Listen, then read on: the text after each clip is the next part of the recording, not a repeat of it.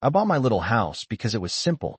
It wasn't impressive, it wasn't sitting on a golf course, and it definitely wasn't one of those giant suburban castles people buy just to spend 30 years paying for rooms they never use. It had a crooked front porch, a maple tree that dropped leaves like it held a personal grudge against me, and a detached garage that looked older than some countries. But it was mine. More importantly, it gave me something I'd spent years chasing: peace. At least that's what I thought. Looking back now, it's almost funny that the biggest war I ever fought in that neighborhood wasn't over property lines, loud music, parking disputes, or even HOA fines. It was over internet service. Yeah, internet. The thing most people don't think about until it stops working. For me, though, it wasn't a luxury. I worked remotely as a systems engineer for a private contractor. Nothing glamorous. No secret missions. No movie-style control rooms. Just long hours, complicated projects, and enough video meetings to make anyone question their life choices. My internet connection paid my mortgage. It paid my utilities. It paid for every nail and board I'd used fixing that old house. That's why I invested in a solid fiber connection. Everything was professionally installed, clean, organized, and reliable. Or at least it had been reliable until my neighbor decided it offended her sense of authority. Now, every neighborhood has that one person. You know exactly who I'm talking about. The self-appointed guardian of civilization. The person who treats minor inconveniences like international crises. In my neighborhood, that person was a woman named Denise Holloway. Not her real name, obviously, but trust me, the real one isn't important. What matters is that Denise was president of the HOA, and she loved that title the way medieval kings loved crowns. She monitored everything. Trash cans left out 20 minutes too long. Grass half an inch too tall. Christmas decorations still visible on January 2nd. She noticed it all. At first, her obsession with my property seemed random. She complained about an antenna mounted near my roofline. She filed a report about technicians walking through my side yard during a utility repair. She even accused me of creating visual clutter because of equipment mounted near my garage. Every complaint got dismissed because none of them violated any rules. That only seemed to make her angrier.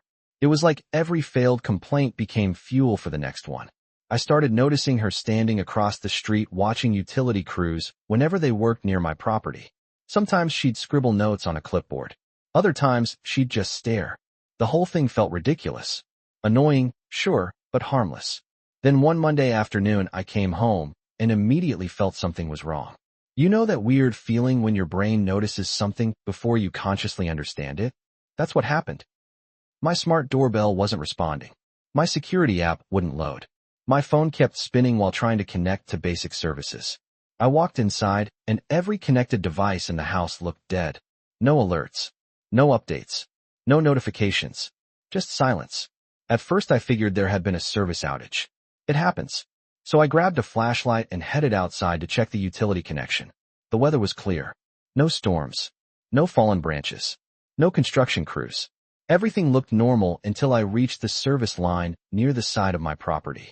Then I saw it. The cable feeding my house had been cut clean through. Not damaged. Not worn out. Not accidentally snagged. Cut. Whoever did it knew exactly what they were doing. The edges were smooth and deliberate. It looked like someone had taken professional cutters and sliced through it as calmly as cutting a piece of string. I just stood there staring for a second because my brain didn't want to accept what my eyes were seeing. Who cuts someone's internet line?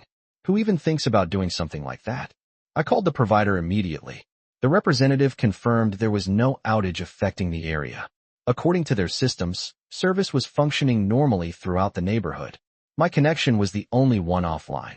The technician scheduled an emergency visit for the next morning, but that didn't help me much. I still had deadlines. I still had work. I still had a house full of devices that suddenly became expensive decorations. That night, I barely slept. Every possibility kept running through my head. Maybe it was vandalism. Maybe a prank. Maybe some random thief had damaged it. Then the next morning, before the sun was fully up, someone knocked on my door. When I opened it, there stood Denise. Perfect hair. Perfect posture. Perfect expression of fake concern. She glanced toward the damaged line and gave me a smile that felt about as sincere as a used car warranty. "You should really be more careful with how those cables are installed," she said. "They're not very attractive." I stared at her for a moment. Then I asked the question that immediately changed the entire direction of the story. Did you cut my cable? For a split second something flashed across her face. Not guilt exactly. More like irritation that I'd asked directly. Then it disappeared behind a polished smile. Of course not, she replied. But somebody clearly had concerns. I already documented the issue for the HOA. And right there, standing on my porch, watching her carefully choose every word, I got the unmistakable feeling that my internet outage wasn't an accident at all. It was the opening move in a game Denise thought she controlled. What neither of us knew yet was that before the day ended, people far above any HOA board would become interested in that little cut cable. And Denise was about to discover that some mistakes grow much larger than the person who makes them. Now, before I tell you what happened next, let me pause for a second because this is where a lot of HOA conflicts take a strange turn. People assume HOA disputes are about rules, but most of the time they're actually about control. This is a psychological trap that shows up everywhere from neighborhood associations to corporate offices. Once someone gets used to having authority, they can start believing that disagreement itself is a violation. Denise had spent years successfully policing minor issues, so every time one of her complaints failed, it probably felt like a personal challenge rather than a normal disagreement between neighbors. From a legal perspective, though, there is a massive difference between reporting something you dislike and interfering with someone else's property. HOAs can enforce community rules, but they generally cannot damage, alter, or disable privately owned infrastructure. According to standard procedure, utility equipment and communication lines fall under protections that go far beyond neighborhood regulations. That's why smart HOA boards are careful about crossing that line. The lesson here is simple: authority only works when it stays inside its boundaries. The moment someone starts treating personal frustration like official power, they're usually walking toward consequences they never expected. The technician arrived just after 8 that morning, and by then half the neighborhood already knew something had happened. That's how suburban neighborhoods work. Somebody sees a service truck, somebody tells a friend, and before lunch everyone becomes an expert witness. I walked the technician to the damaged line and watched his expression change almost immediately. He crouched down, adjusted his glasses, and ran a gloved finger along the severed cable. Then he looked up at me. This wasn't accidental. I already suspected that answer, but hearing it from a professional made my stomach tighten. How can you tell? I asked. He pointed at the cut. Because accidents leave damage. This leaves precision. He photographed the cable from multiple angles and started making notes on a tablet. While he worked, Denise stood across the street pretending to water flowers that somehow never seemed to need watering unless there was drama happening nearby. Every few minutes she'd glance over, then quickly look away whenever someone noticed. The technician spent another 20 minutes running diagnostics before asking a question I didn't expect. What kind of work do you do? I laughed a little. Why? He shrugged. Just curious. This service package isn't common for residential customers. I explained that I worked remotely for a contractor handling systems engineering projects, and that stable connectivity was a requirement. He nodded slowly. Okay, that explains a few things. At the time I didn't think much of it. Then he stepped aside, made a phone call, and suddenly everything changed. I couldn't hear the entire conversation, but I caught enough pieces to realize this wasn't a routine repair anymore. There were references to priority restoration, commercial routing paths, escalation procedures, and several acronyms I didn't recognize. About 40 minutes later, a black sedan rolled into the neighborhood. Then another. Then another. You could almost feel every curtain in the subdivision move simultaneously as residents peeked through windows trying to figure out what was happening. The people stepping out weren't police officers. They weren't military either.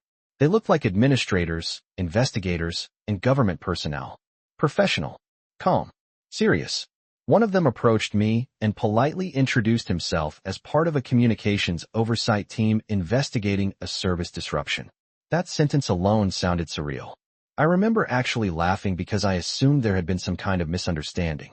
Then he explained that the damaged line had triggered alerts associated with protected communication routing systems that passed through commercial infrastructure. I blinked twice and said, "You're telling me my internet cable set off federal notifications?" He smiled slightly. That's a simplified version, but yes. Meanwhile, Denise had completely stopped pretending to water flowers. She was standing motionless in her driveway watching everything unfold. An investigator eventually approached her and asked a few routine questions. At first she seemed confident. Confident people usually are when they think they're the smartest person in the situation. She explained that she had discovered the damaged cable early that morning and responsibly reported it. She described herself as a concerned community leader helping document neighborhood issues. It sounded polished, practiced, almost rehearsed. The problem was that reality had already started catching up with her story. While investigators interviewed residents, another technician reviewed timestamps from nearby utility equipment. A neighbor named Ryan mentioned his security cameras covered part of the alley behind several homes. Nobody thought much of it initially. Then they checked the footage. That's when the atmosphere changed completely. The camera wasn't focused on my cable. It wasn't even meant to capture evidence. But at 2:12 in the morning, there was Denise, walking back and forth near the utility access point. Not once, not twice, several times. She appeared nervous, looking over her shoulder repeatedly. The footage wasn't dramatic. There were no flashing lights, no cinematic confession. In some ways that made it even worse. It was ordinary reality quietly exposing a lie. Investigators reviewed the footage, compared timestamps, and returned to continue questioning her. I couldn't hear every word, but I could see her confidence beginning to crack. Her posture changed. Her answers became shorter. Her expressions became sharper. At one point, she gestured aggressively toward my house while speaking to one of the officials. Whatever explanation she was offering clearly wasn't helping. More evidence continued appearing. Call logs showed she had contacted multiple HOA board members before sunrise. Her timeline conflicted with her earlier statements. Witness accounts placed her near the utility corridor long before she claimed to have discovered the damage. None of those things individually proved guilt. Together, however, they created a picture that became increasingly difficult to explain away. Around midday, another official arrived. He wasn't intimidating. He wasn't surrounded by security. He simply carried himself with the quiet confidence of someone whose job required facts rather than opinions. He explained that the investigation would determine whether the damage constituted intentional interference with protected communications infrastructure. Listening to that sentence while standing in my own front yard felt absurd. Just 24 hours earlier this had been a neighborhood annoyance. Now people were discussing federal procedures because someone couldn't mind their own business. Denise finally requested a private conversation with investigators. They moved away from the crowd while technicians completed repairs. Neighbors pretended not to watch, which of course meant everyone watched. The irony wasn't lost on anyone. For years Denise had treated the neighborhood like her personal courtroom. She documented violations. She photographed people's mistakes. She demanded explanations. Now she found herself answering questions instead. This is a psychological trap that catches a surprising number of controlling personalities. They become so accustomed to judging others that they never imagine becoming the subject of scrutiny themselves. By early afternoon, my connection was restored. The modem lights flickered back to life one by one. Normally, that would have been the end of the story. Instead, it felt like the beginning of a completely different chapter. The federal personnel thanked me for my cooperation and requested copies of my documentation. The provider collected evidence related to the damaged line. Statements were recorded. Reports were filed. Nobody made dramatic threats. Nobody raised their voice. That's what made it feel real. According to standard procedure, everything moved with calm efficiency. The machine of bureaucracy had started turning, and once it starts turning, personal opinions stop mattering very much. News spread through the neighborhood faster than any internet connection ever could. Within days, the HOA board scheduled an emergency meeting. Attendance was the highest anyone could remember. People who had ignored meetings for years suddenly showed up. Some wanted answers. Some wanted entertainment. Most wanted both. Denise sat at the front of the room looking smaller than I'd ever seen her. Not physically smaller. Emotionally smaller. The authority she'd worn like armor was gone. Evidence had a way of stripping away performance. Board members reviewed the situation. Legal concerns were discussed. Liability concerns were discussed. Reputational concerns were discussed. Then the vote happened. By overwhelming majority, Denise was removed from her leadership position pending the outcome of the investigation. The silence afterward felt louder than applause. For the first time since I'd moved into that neighborhood, nobody seemed afraid of her. Later that evening, I saw her standing alone near the sidewalk outside her house. The sun was setting. The street was quiet. Kids were riding bikes again. Lawnmowers hummed in the distance. Life was returning to normal. I walked over holding a cup of coffee and stopped a few feet away. For a moment, neither of us spoke. Then I asked a simple question. Why? She stared at the pavement for several seconds. I was trying to protect the neighborhood, she finally said. I nodded slowly. By cutting someone's property. She didn't answer. By risking people's jobs? Still no answer. Finally, she looked up and said something I'll never forget. I thought someone needed to enforce standards. And there it was. Not revenge. Not money. Not some elaborate conspiracy. Just misplaced authority. A person who convinced herself that her judgment mattered more than boundaries. From a legal perspective, that's exactly why systems have limits. Rules are supposed to prevent abuse, not justify it. I wished her good evening and walked home. My modem emitted a cheerful notification sound as I opened the front door. For the first time in days, everything worked perfectly. The connection was stable. The investigation was ongoing. The neighborhood had changed. And Denise had learned a lesson she never expected to learn, that power borrowed from a title disappears the moment accountability arrives. For a while after everything settled down, I found myself checking my internet connection more often than I probably needed to. Not because I expected another problem, but because the whole experience had left me thinking about how strange people can be when power gets mixed with insecurity. Every neighborhood has rules. Honestly, most of those rules exist for good reasons. Nobody wants abandoned cars on front lawns or houses falling apart because owners refuse basic maintenance. The problem starts when rules stop being tools and start becoming identities. That's what happened with Denise. Somewhere along the way, she stopped seeing herself as a volunteer helping maintain standards and started seeing herself as the standard. Once that happens, disagreement feels like disrespect, and ordinary neighbors start looking like enemies.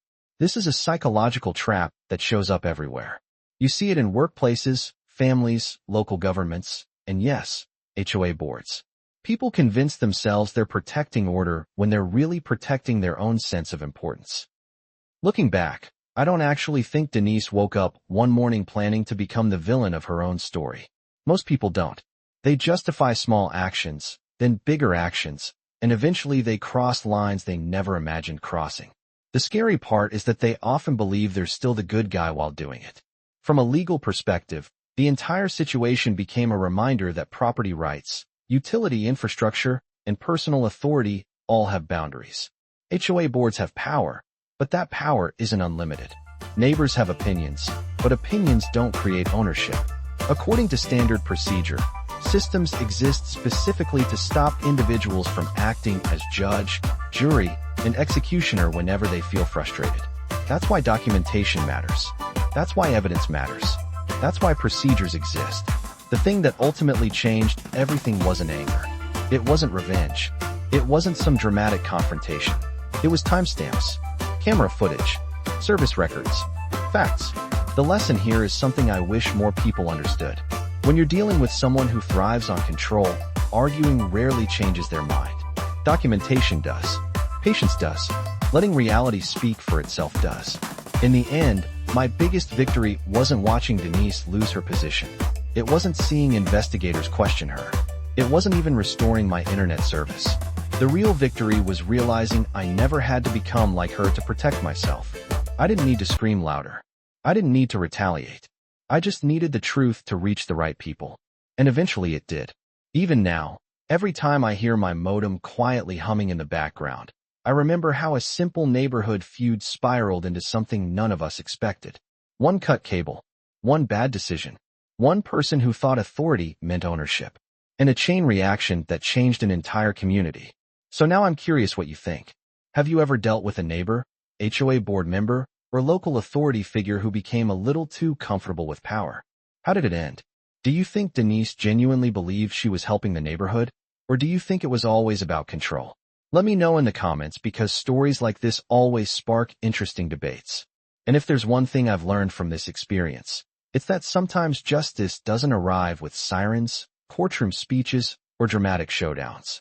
Sometimes it arrives quietly, carrying a clipboard, reviewing timestamps, and reminding everyone that no matter how important you think you are, there are still lines you don't get to cross.